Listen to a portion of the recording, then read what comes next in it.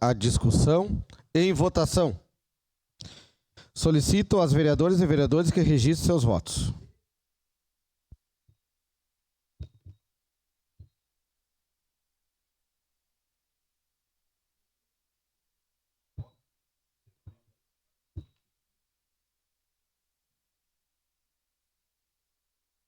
Eu voto sim, senhora presidente. Senhor presidente, me desculpe. Obrigado.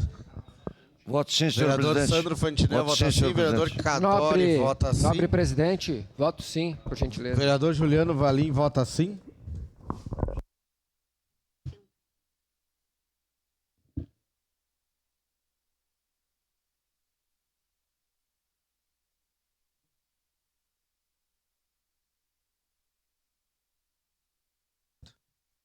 Encerrado o registro dos votos.